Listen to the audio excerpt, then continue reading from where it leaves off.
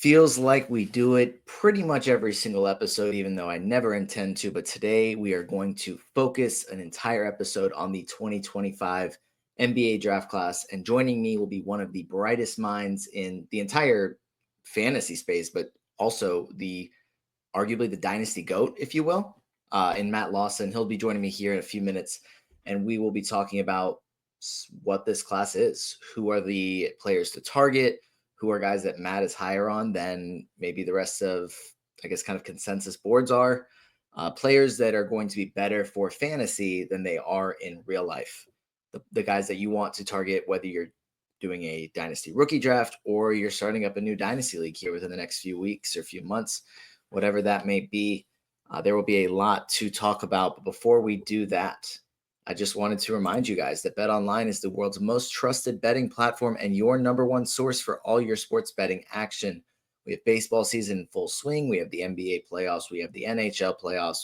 We just wrapped up the NFL draft. So if you want to bet futures on the NFL this upcoming season, those will be available as well. They have the largest selection of odds on everything from the MLB to the NHL to UFC. BetOnline remains the number one online source for all your sports wagering info. In between games, you can head on over to the BetOnline casino with all the top Vegas-style games. That includes poker and a live casino. BetOnline, the game starts here.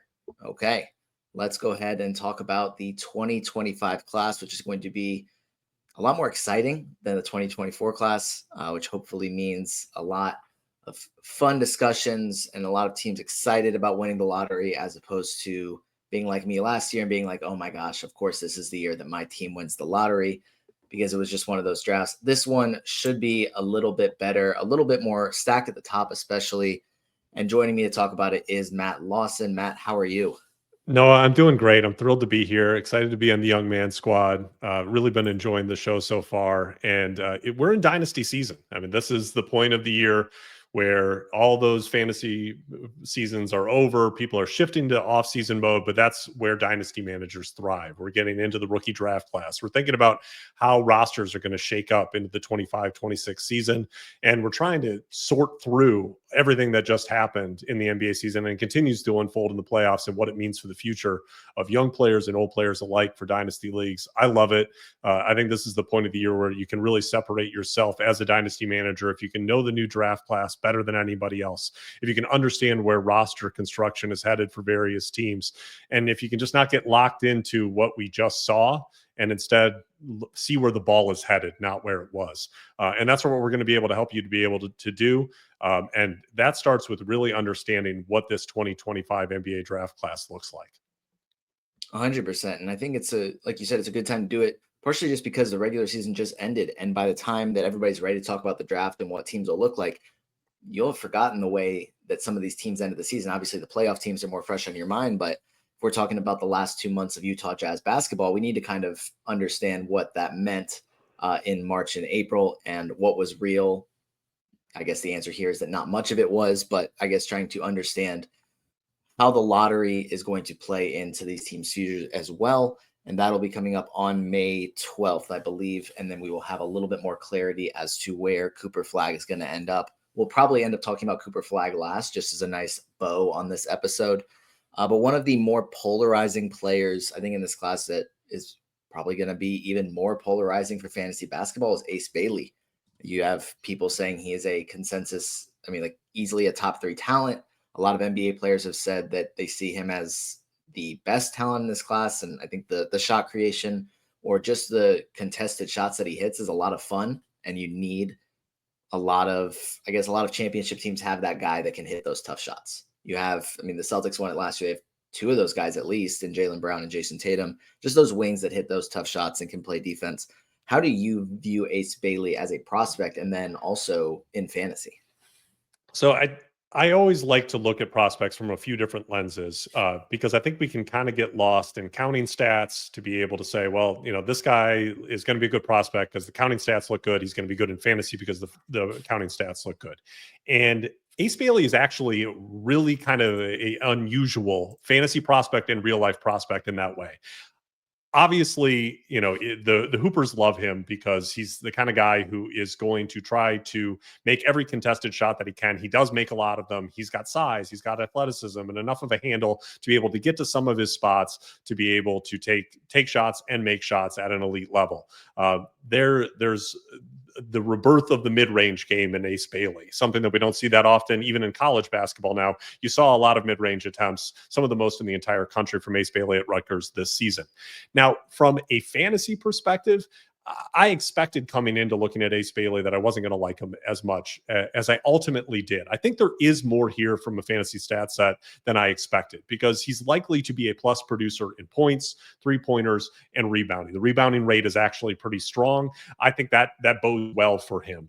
The assists are alarmingly low. There are almost no assists to speak of. He has one of the worst assist rates that you're going to see from a top prospect. It raises a huge statistical red flag.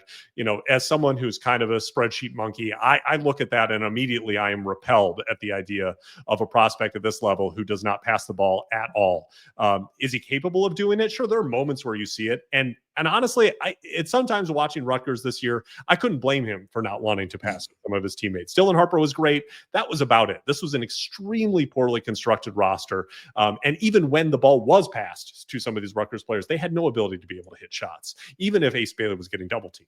So that's something to keep in mind when you're looking at it. But it's an obvious red flag that is often a red flag that we've seen, looking over decades of prospects and their statistical profiles. A really low assist rate from a top prospect is a big red flag, and that cannot be ignored here. And it means that the floor with Ace Bailey is much lower than you would normally see from a player who's assumed as a consensus top 5 pick. But you also have a solid block rate.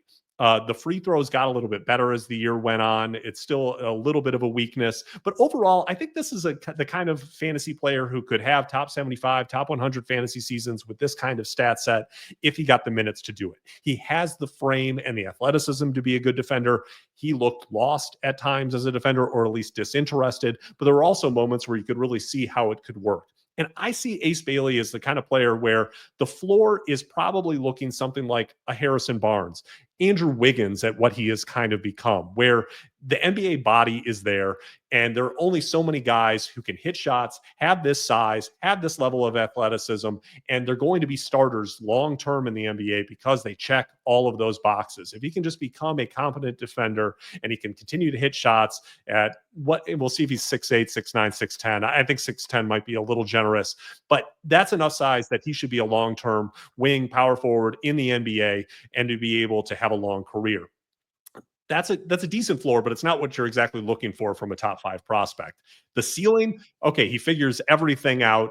There's growth that continues to be able to be seen from the on-ball creation perspective. He's able to get to the rim a little bit more frequently with his athleticism. He tightens up the handle, and we see a player who can be a 25-point per game scorer. He could be that player as well. So there is that ceiling.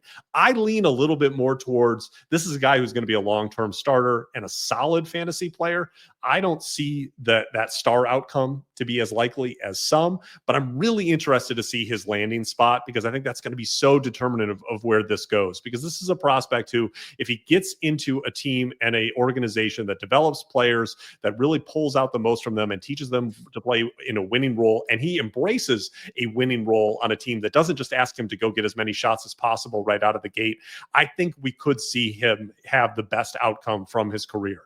Then again, if he goes to a team where he's just handed the keys and told, go create as many shots as possible, and it looks a lot of like those Rutgers stretches where Dylan Harper was out, then I think we could see this crash and burn. Or maybe it goes like Andrew Wiggins, where he had that phase of his career in Minnesota and then eventually had to learn how to be a real basketball player in Golden State. Yeah, I was gonna just kind of based off what you said, ask where you think a good landing spot for him could be, because you bring up the good comps of potentially, if I guess a floor of an Andrew Wiggins or a Harrison Barnes.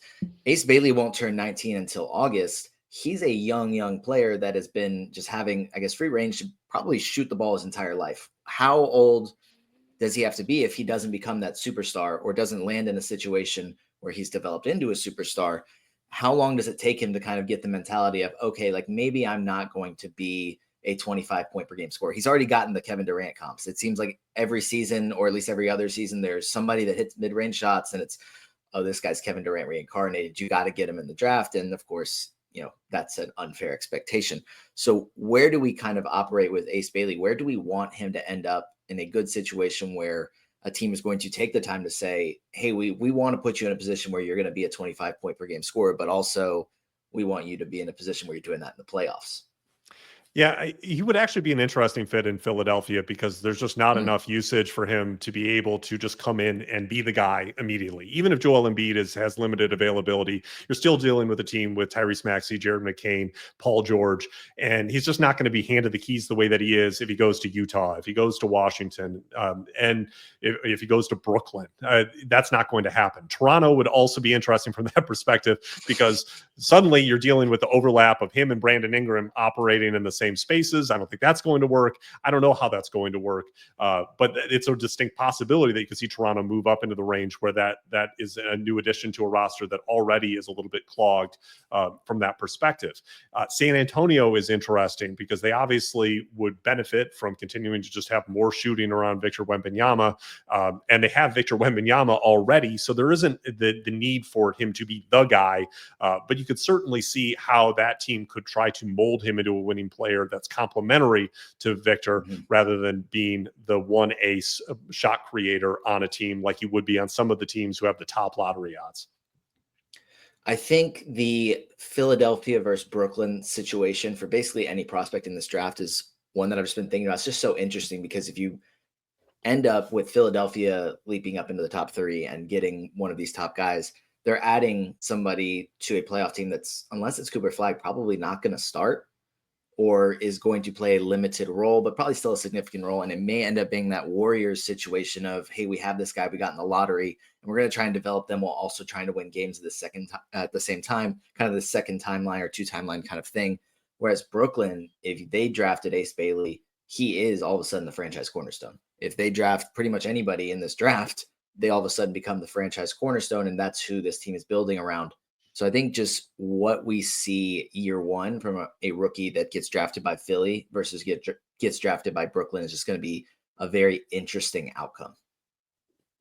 Yeah, I completely agree. It's an odd set of lottery teams because of trades and because of some disaster seasons like Philadelphia's. The fact that the Spurs have 2 lottery picks and a possibility to be able to move up yet again in this draft. The fact that we've got Dallas hanging around in this lottery as well.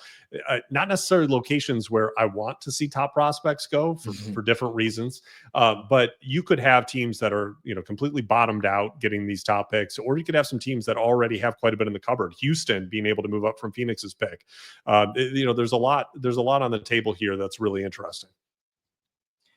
Yeah, and we'll move on to talk about another prospect, a guy that you have ranked in your top 5 that I've seen him ranked anywhere from 2 to maybe even like a second round talent. And that's Colin Murray-Boyles out of South Carolina, who came back after year 1. I liked him as a lottery talent last year, and then he was able to return to college, have another solid season, expand on the shot just a little bit, maybe not as much as we were hoping he would, but show enough that you're okay. Now we're excited about him coming in as one of the only sophomores, the only non-freshman that's going to be drafted pretty early in this draft. What makes you so high on Colin Murray-Boyles, who, if you just kind of look at him from an outside perspective, he's an undersized 4, but he's not necessarily, I mean, he's 6'7", 245 this listing I'm looking at. Like it's a big guy, but it's not a tall guy. Yeah. So when you're talking about my rankings, what I'm doing at this point, and I've got my full kind of fantasy rookie draft guide, the first version of it that I've put up on my Patreon page, patreon.com/NBA Dynasty ADP.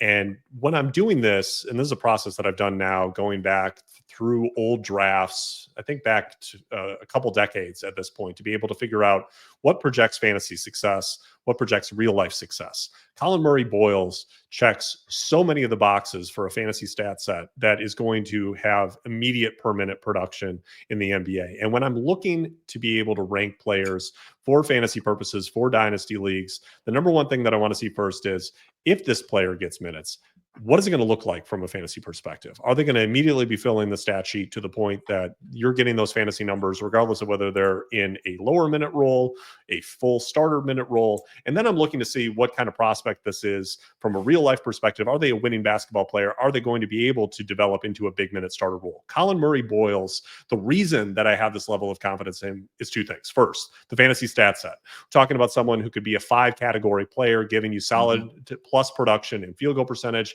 points, rebounds, steals, and blocks. All of those rates suggest that he's going to be able to have that ability to develop into that kind of player. Strong finisher around the basket.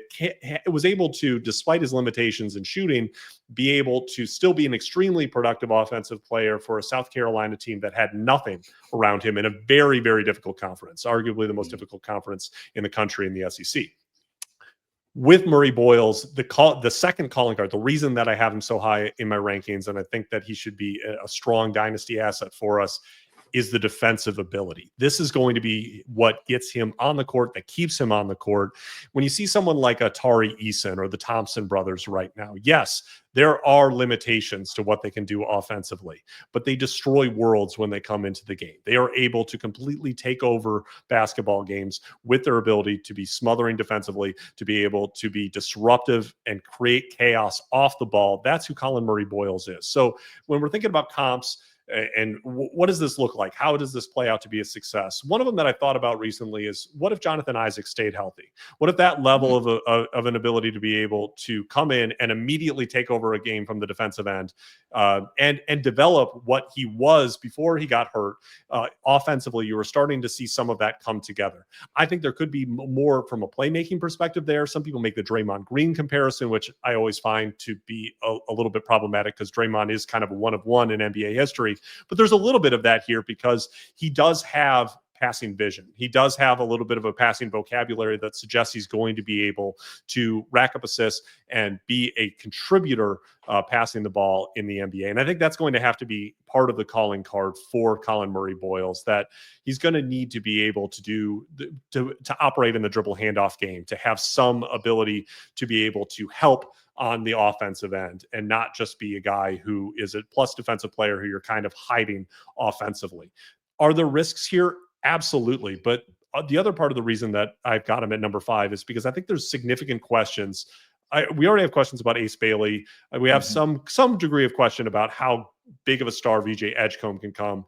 The top 2 guys are the top 2 guys in this class. But beyond that, once you get 5 downward in the consensus lottery, I think there's significant questions about who is going to stick as a big minute starter. I don't think we're looking at that at all-star level for the rest of this draft. This is a solid draft class, especially for fantasy.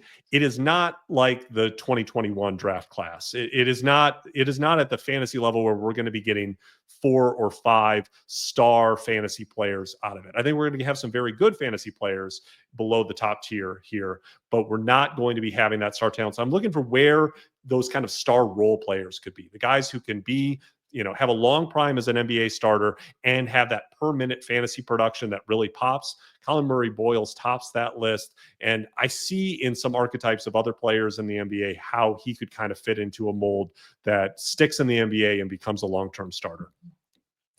Yeah. And I think, just your point about this class maybe not being as star heavy as it kind of has the reputation of being. I think a lot of that could also just be comparing it to last year's class, where it was pretty much no stars and a lot of people saying, yeah, this is where you get role players, maybe a 4th or 5th option. This isn't where you get your franchise cornerstone. And there are at least a few players with that level of upside, but like you said, we're probably not going to get 4 to 5 of them. With Colin Murray-Boyles specifically, I think he's kind of, I guess, pretty different from Ace Bailey in the sense that he is going to be more NBA ready, less question marks, like you said. And if you're, the comp to a Jonathan Isaac that stays healthy, there's a number of teams that are in the lottery that probably either shouldn't be or have the talent to not be next year that would love to add a guy like Colin Murray-Boyles. I'm sure with Nico Harrison's trademarked line of defense wins championships, Colin Murray-Boyles would be the perfect addition to him, to that team. Or if you're looking at a team like Philadelphia, that is obviously not intending to be back in the lottery next season, that'd be another great situation for Colin Murray-Boyles to come in and play a significant role. Is there any other teams, or those teams, that I just mentioned, where do you see as Colin Murray-Boyles as like kind of the best fit for him? Yeah, I think that this, in some ways, I think he's a more exciting and better defensive playmaking version of a Jeremy Sohan. So I don't know if San Antonio would necessarily draft over that, but I like him more than Sohan as a long-term prospect. And I think that's an interesting fit where you already have a stretch five in Victor Wembanyama. And I'd be intrigued by that. I think Chicago absolutely needs to be able to add some defensive playmaking and some impact defensive players to that lineup, especially if there's going to be a reliance on Josh Giddey going forward, if they give him that long-term contract extension. So I can see the floor at the back end of the lottery, depending on how things play out, with some of those teams being options to be able to grab Colin Murray-Boyles back end of the lottery, add someone who can be an instant impact part of the rotation, and maybe push them out of the lottery for future seasons. Yep. All right. Let's talk about a couple of the older prospects in this draft, because I'm looking at your rankings and you have Yaxel Lendeberg at 13, Nick Clifford at 15, and Walter Clayton Jr. at 16. I mean, those, when we're looking at a whole lottery full of guys that are 18, 19 years old, and then we're looking at a couple of guys right outside 22 and 23-year-olds, what gives you optimism about, I mean, you can talk about any of them or all of them, whichever way you want to look at it. Yeah, I think that this is where I diverge from some fantasy analysts and some NBA draft analysts. I think the further that you get away from the top of the draft, at the top of the draft, you should absolutely be strongly considering age. You should be an ageist. You should be saying this, I want this guy to be 18 years old. I'm not taking a guy in the top 5 who's already 20, 21 years old. That makes sense. And the history of the NBA draft tells us that that makes sense. Once we're getting outside of the lottery, I'm basically throwing that out because the assignment becomes different. You are no longer saying this is a foundational player for me. I need to make sure that they have upside to jump up to an all-star level. You get outside of the lottery, if you get a starter, a player who starts for a number of years in their prime, you have completed the assignment. You have done what you needed to do. You've made a really strong draft pick. You get an all-star there, you knocked it out of the park, but that does not happen more often than once or twice in a special draft to be able to do that. You don't usually find those players there. You're looking for starting talent. And if you can, and you at least want to get rotation talent. So I'm looking for players who can fit into a role and give me something from a fantasy perspective, because here's the other problem. Once you get to these draft picks in your rookie draft, once you're into the teens, the 20s in your rookie draft, you are looking for players who can actually make a difference, because a lot of them, if they don't have the fantasy game, it doesn't matter if they get the minutes. They're just not going to be able to do enough for you to matter. They're just going to be a roster clogger who's going to sit there for a few seasons. You're going to wait for them to develop. It's not going to happen. You're going to move on to the next draft pick.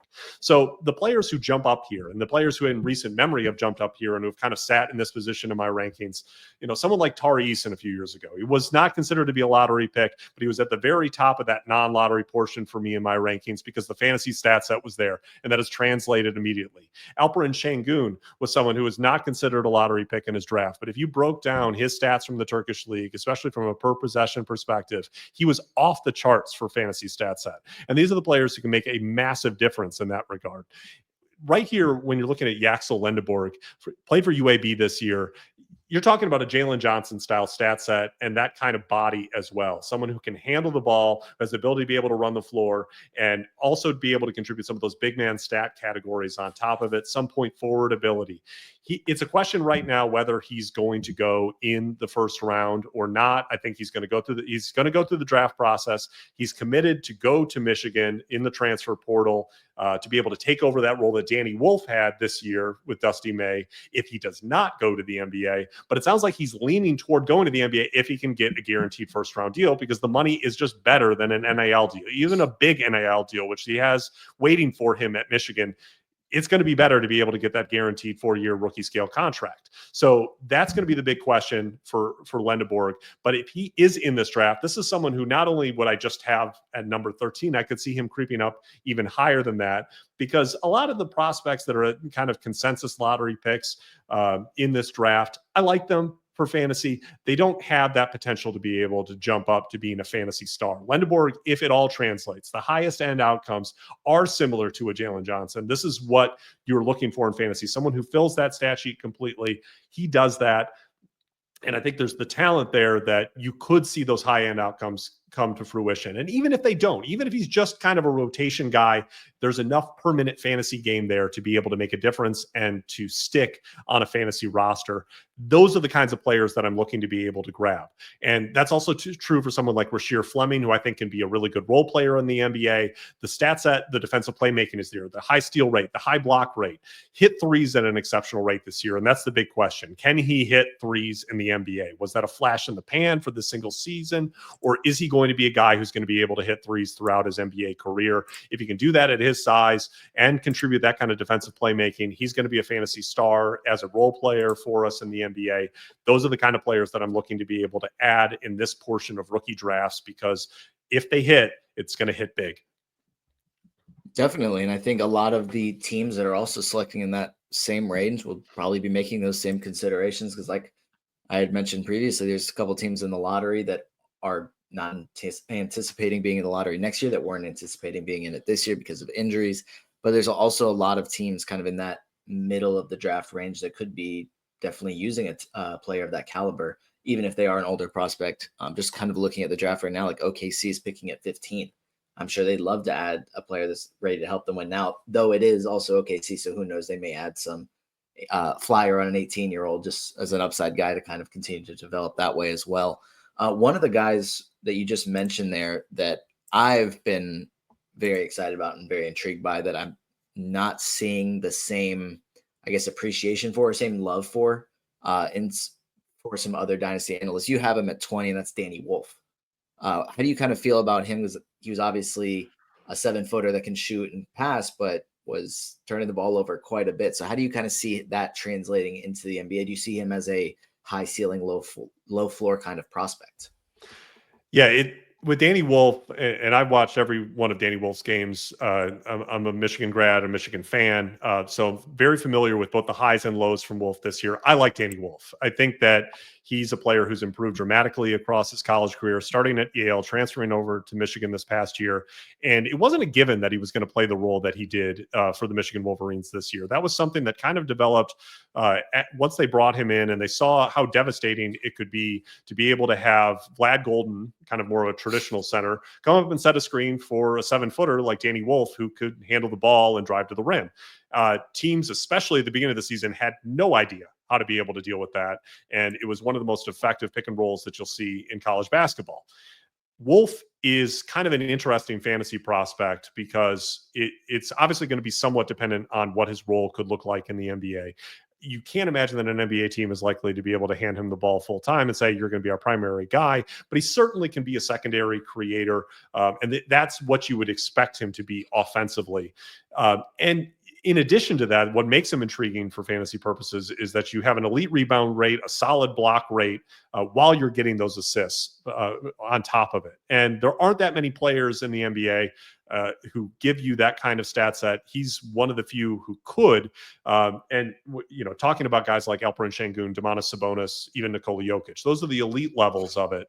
We haven't seen that many guys who are able to kind of sustain that in more of a role player role. And I think that's what's going to be interesting to be able to see if Danny Wolf can craft that. If a team's willing to commit to someone coming off of the bench for them, at least in the beginning of their career, being that big who becomes a little bit of a hub in the passing game. But that is becoming so much more common in the NBA now. If you're going to be on the floor, especially as a non-shooter, he's not a non-shooter, he's just not a great one.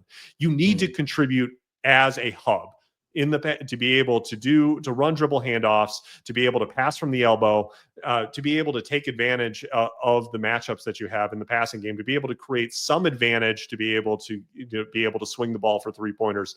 That is what you need to be able to do as a big in the modern NBA, to be able to stay on the floor consistently. If you're just kind of a traditional rim runner, there's only so much utility unless you're a defensive superstar. And Wolf is not bad defensively. He uses his size to his advantage. I think that there's some ability that they showed for him to be able to switch a little bit on the perimeter. It's not going to be his calling card in the NBA, but I think he can at least stay on the floor defensively. The real swing skill for him is, can he develop his shooting? If that happens, then the highest end outcomes become possible. He could become a starter in the NBA if he can consistently hit the three. The free throw shooting suggests that's not going to happen.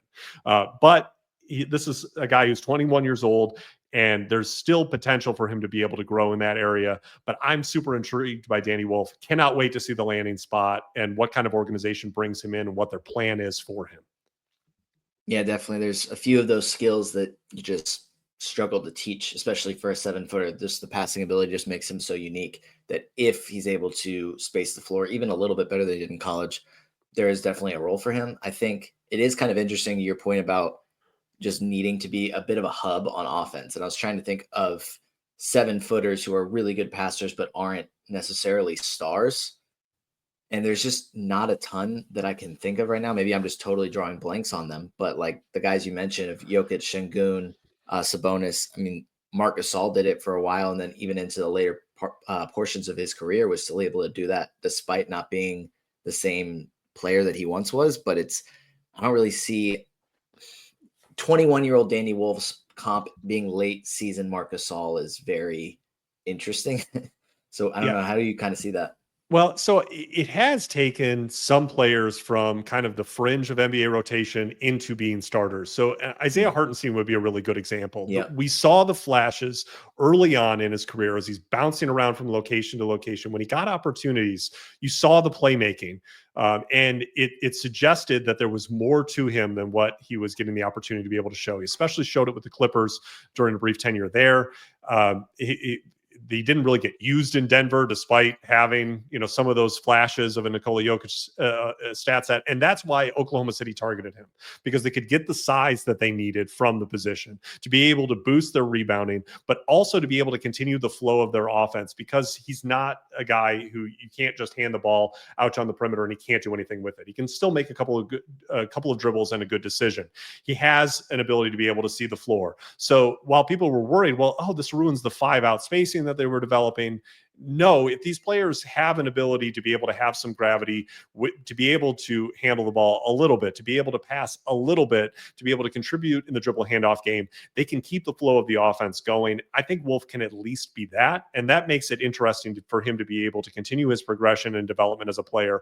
And maybe he does eventually become a starter in the NBA because he's able to develop as a shooter. And that overall skill set is enough to be able to keep him on the floor for big minutes.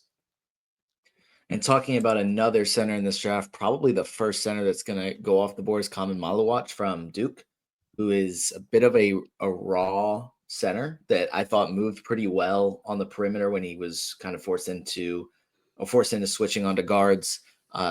Didn't really get the chance to show it with Duke, but I think he did over the summer in the Olympics. Before that, kind of maybe not a 3-point threat, but like a little bit of spacing upside there to maybe be an okay floor spacer. But again, Duke didn't really want their 7-footer to do that, which is totally fair. Just that's what happens in college basketball. But where do you kind of see him playing out? Because he obviously has the athleticism and the size to be excellent in field goal percentage, rebounds, and blocks, just like a traditional center skill set, and then maybe not able to do much else. So how do you kind of value that in this class? It's difficult because I think that there's obviously the outlines here of a good fantasy player. You're going to get elite field goal percentage, even if it's on lower shot volume. The percentage is just going to be so high because everything's at the rim that he's going to be an immediate elite contributor in that area. The rebounding is at really strong rates. But you did see, especially against Houston, that he could get pushed around. And there are moments like that in the tape where you see him getting pushed around. We need to remember, this is an 18-year-old. He will get stronger. He's going to be able to develop in that area. But the rebounding, at least against opponents who couldn't push him around, was very, very strong. Really good block rate. But there's also the weaknesses. So it's kind of a traditional center stat set, except for a couple of areas. You're not really going to get a lot in the way of points. The threes, 0.8 three-point attempts per 70 possession. it's some attempts. There's the beginnings of it. It's kind of like maybe what we're seeing from like Donovan Clingan and Walker Kessler, where like maybe he'll shoot some of them in the league and they'll kind of see where it goes. Maybe he can end up being like a Jonas Valanciunas, where like when he's left wide open and he can really like wind it up, and it's or a trailer three where no one's coming anywhere near him. That could be part of his game a little bit. The free throw percentage suggests that there's some touch there. And I think that's interesting from a fantasy perspective too, because anytime you get this kind of traditional big stat set, it usually comes along with a free throw percentage that crushes that category for you. Is actually pretty solid from the line, even if it wasn't in a ton of attempts. I think that's a real bonus in fantasy, and it makes me like him. But the problem here is that it's difficult to be able to say concretely if the offensive role really fits in the NBA, and if it can be a guy who's on the floor for 30 plus minutes a night. His hands are not great. If he's not going to space the floor, it's probably kind of more traditional rim running. But if you don't have great hands, that gets clunky pretty quickly. So then it becomes a lot of putbacks, offensive rebounding. I'm not sure if that is enough to be able to be on the floor, unless you're just awesome defensively. And he's very good. I think there's a lot of potential on that end, especially some switchability on the perimeter, obviously the rim protection. I think he can be a drop big. I just don't know if in 2025 that's enough to be able to warrant getting up to 30, 31, 32 minutes a night where the real fantasy goodness is allowed to play out for this stat set. So I like him, but there's reasons for pause. And that's kind of how I feel about the whole second half of this lottery, where there's things to like, but I really want to see landing spot, and I want to see what the plan is for a player to be able to get a better understanding of how they're going to be used in the NBA, and Maluach is an example of that. Yeah, and kind of segueing here away from the centers and talking about a guard that I think I'm just looking at here. You have him ranked at 22. That's Egor Demin, who I guess earlier in the season was probably projected to go a little bit higher in the draft. Still see him around late lottery, just outside the lottery in most mocks and rankings. Then you're a little bit lower on him.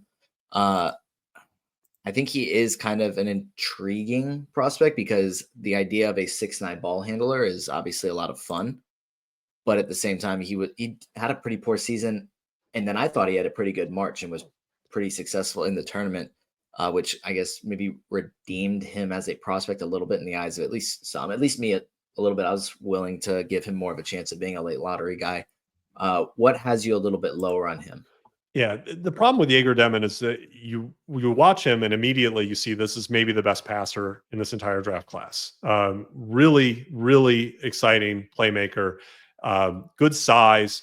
The 3-point volume is really positive. 7 3-point attempts per 70 possessions puts him in a pretty nice place. Was streaky from three, started the season well, then completely went into a rut, hit a few near the end of the season to be able to redeem the percentage a little bit. But that's a real question mark.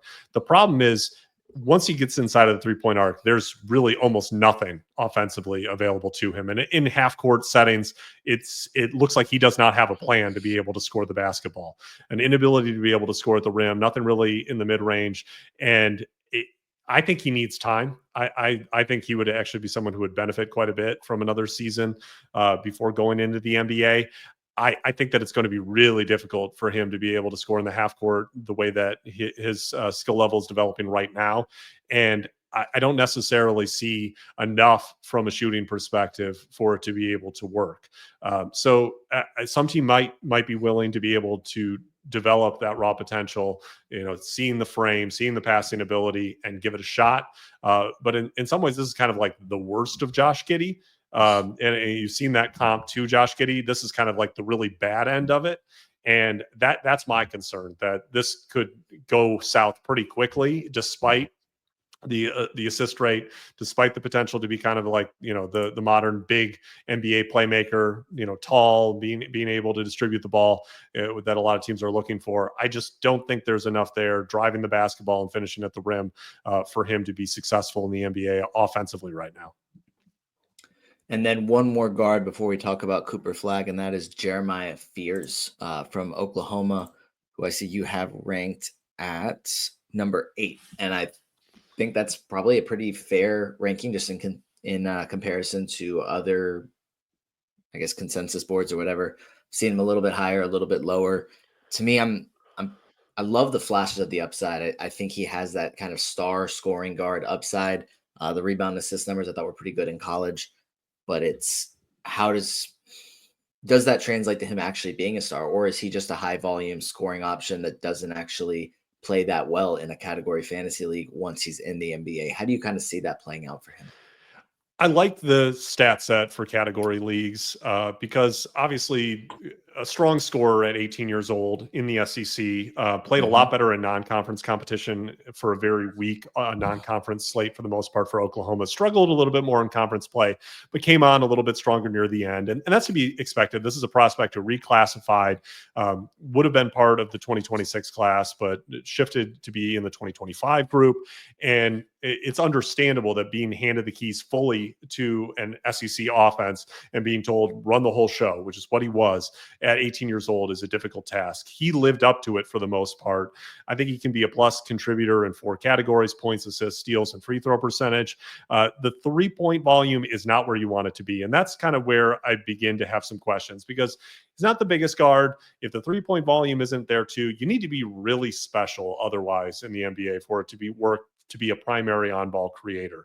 I don't know if the playmaking is on the level where, if he's not a strong 3-point shooter, if there's enough here. And this kind of goes to both Fears and Trey Johnson. People gravitate to some of these prospects who can score a lot of points, who can have flashy highlights scoring the basketball. But you have to remember there's only so many chairs in the NBA to be a primary on-ball creator, to have big usage. Most of those chairs are already filled. So these players are coming in even to lottery teams where they might not be able to be the primary usage player, the primary on-ball creator on their team. And what are they going to do if that's not the case? Is there a skill level, a stat set, a player archetype that works if it's not heavily on ball, being the guy? I'd like Fears a little bit more than Trey Johnson in that regard, but I think there's a real question of, can he be good enough if he's not a strong 3-point shooter, if he's not the strongest playmaker, for a team to be able to give him the ball as much as he seems to likely need it to be impactful in the NBA? What does that look like if he's not that guy? And can it work in more than just kind of a bench role where he's coming off the bench to be able to score in as more of like a 6th man type? I think that's a real question. That's the question with Fears. I like the fantasy stat set enough to be able to have him in that 8th position in my rankings for both points leagues and in my categories rankings. But I'm very interested to see landing spot with Fears for that reason, because it's going to be very determinative of what at least his early career production looks like, what kind of role and what kind of roster he's coming into. 100%. I think going back to like that Brooklyn versus Philly comparison, if he gets drafted by the 76ers, he probably doesn't see the floor much during his rookie year. But if he gets drafted to the Nets, then all of a sudden he's probably running the show on offense.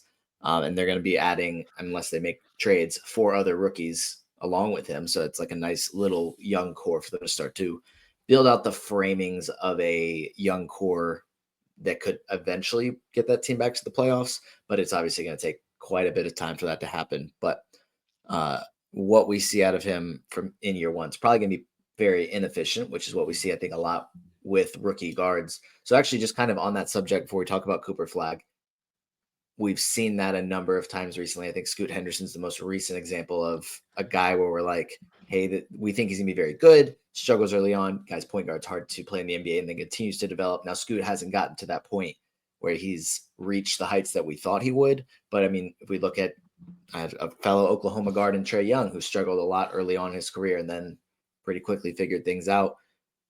I guess, what are your words of encouragement if Jeremiah Fears struggles early on, regardless of where he ends up? Yeah, the history of guards who are especially thinner in build, it's not necessarily height. I mean, you need to Mm. be able to pass a certain threshold with height. But basically, the only thinner, smaller guard who recently has been immediately productive as a rookie is Trae Young. He's just about the only guy who did it. struggled massively in summer league, looked awful in summer league, but he figured it out because Trae Young is an extremely impressive processor of basketball, and he was able to kind of download what teams are going to do against him and figure out a way. That's why Trae Young has been so successful in the NBA at his size, and he did it immediately. But then we've seen guys like Darius Garland come into the league, De'Aaron Fox come into the league, and just be some of the worst players in the NBA during their rookie seasons. Just truly awful in fairly large roles. And then they figure it out because you need to develop strength to be able to be super successful in the NBA as an on-ball player, because the defenders that you're going against are so much stronger than anything that you've dealt with before in the NBA. And to be able to score and get position in the NBA as a smaller player, you need to be able to drive your shoulder into somebody, to be able to make contact and continue through that contact to drive toward the basket, because NBA officiating allows you as an offensive player to be able to use your hands, arms, forearms, and shoulder to be able to create that space. That's how so many of the players in the NBA, whether they're smaller or larger, if they're driving to the basket, that's how they do it. And if you don't have the size to be able to do that, you're probably not going to be able to be very successful in the NBA from the beginning. If you don't have the strength, even someone like Cade Cunningham at his size didn't have the strength to fully utilize his skill set when he first came into the NBA. It was rough, and it's developed dramatically this year as he's developed that strength and also improved his athleticism after the shin surgery that he had a couple seasons ago. So if there is struggle early from guards, you should expect it. Scoot Henderson went through it. I think we saw some significant improvement from Scoot this year. I think we'll see even more next year. But this is the normal arc. This is the norm for guards who are a little thinner in build, who haven't developed that strength yet in the NBA. They need time to be able to develop that. Have patience.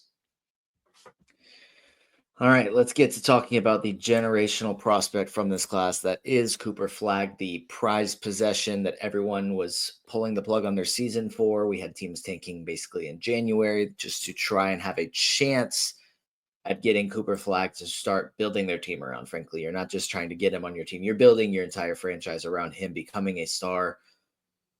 Do you think he lives up to the hype? Like, is this the type of prospect that is as good in fantasy basketball that we're all expecting him to be in real life as well? Yeah, so I mentioned this earlier, for what I do with Dynasty rookie rankings, I've taken my methodology and applied it back a couple decades. And Cooper Flagg is probably a top 5 prospect in those last couple decades for fantasy purposes. There is no weakness in this fantasy stat set. He is going to be someone who's going to contribute. I think he's going to be a 25 plus point per game scorer in the NBA based on what we saw this season at Duke, which was a dramatic shift, I think, from what expectations were from him as a prospect. And I don't want this to get lost. I think that there was an idea that Cooper Flagg was kind of this superstar two-way player who was going to come in, the Andre Korolenko comparisons that people were making before the season. And yeah, he can be a really disruptive off-ball defender. I think he's a solid on-ball defender, not the guy that people necessarily thought he was going to be. And that's fine, because guess what? He's basically Jason Tatum in probably a few years into his NBA career as an on-ball player. And I think it's a really good comp because the stat profile is very similar to Tatum at Duke, except the playmaking is already developed, which took Tatum a while to be able to get to in the NBA. The three-point shooting is already developed, which it took time for Tatum to be able to get to in the NBA. So he's already there. To that stage of Jason Tatum where he started to really launch into being a star. That's where we're already at with Cooper Flagg at 18 years old. There is very little limitation on how good he can be in both fantasy basketball and the NBA. I am constantly tempted to be able to move him up to some pretty dangerous regions of my dynasty rankings.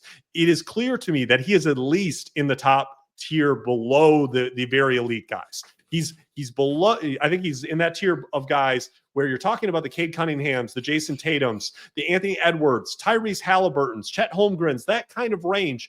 Cooper Flagg is there already from what we've seen from a projection of his college production into what it's going to look like in the NBA. So this is a no doubt number one in your rookie draft, and you don't even consider trading it. I don't want to hear, well, I can get the number 2 pick and I can also get the number 4. No, you're rejecting that out of hand, because these kinds of players do not come along that often. You are getting the cornerstone of your dynasty team going forward. There is no reason to do anything other than taking him and see where it goes, because it's entirely possible that we haven't even seen where the ceiling is yet. And this is what happens sometimes with this level of prospect. We think we have an idea of what their stat set is going to look like, what their production is going to look like. We thought we had a handle on that on Flagg, and then he blew it out of the water. Victor Wembanyama did that. Anthony Edwards did that. When you get this level of prospect, there are layers to what they can add to their game that we haven't even seen yet, and we've already seen so much with Flagg.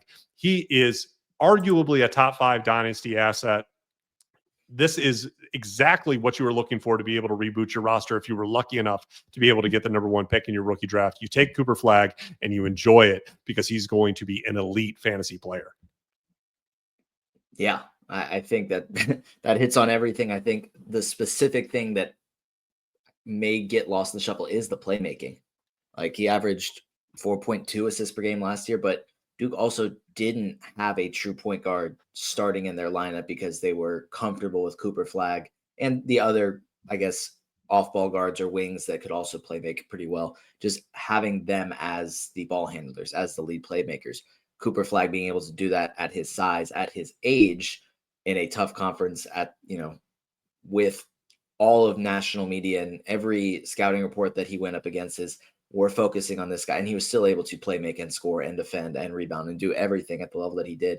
Yeah, I think he probably is trying to think, even looking back, like, when was the last prospect that was as complete as Cooper Flagg entering the draft? And I guess if you've put your model back 30 to 40 years, you could probably actually have a pretty good answer for me as far as who came into the league this NBA ready and complete and well-rounded, that it was just you're putting him in top 5 conversations for Dynasty. And that was actually going to be a game I was going to play with you, is to try and see if you were going to take Cooper Flagg or this player, which we could still do. But if you're putting him in that conversation already, I don't know, like, who even compares to this type of player as prospect?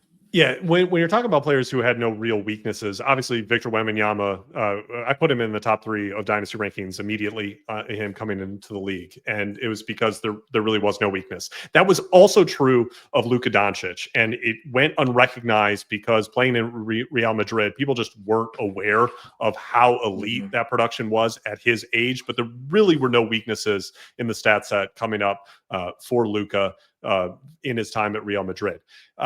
Tatum also was a prospect that didn't really have any noticeable weaknesses in their fantasy stat set.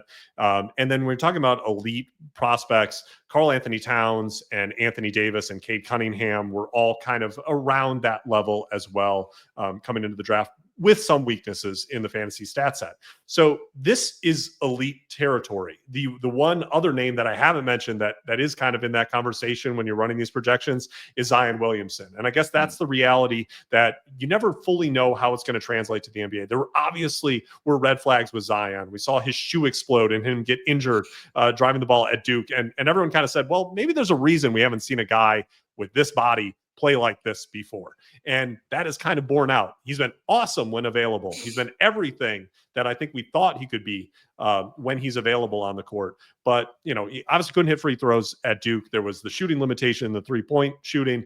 Like, we knew there were some weaknesses to it. Flagg doesn't have that. And there's a comfort level, a floor level with him where it seems certain that he is going to have, barring injury, a super productive career as at least, I think, a occasional all-star player. That's the floor, which is elite for any kind of player coming into the NBA. The top level is that this is a consistent first-team All-NBA kind of player, a player who is often in the MVP conversation. He can reach that level because we have seen so few players be this impactful while this young.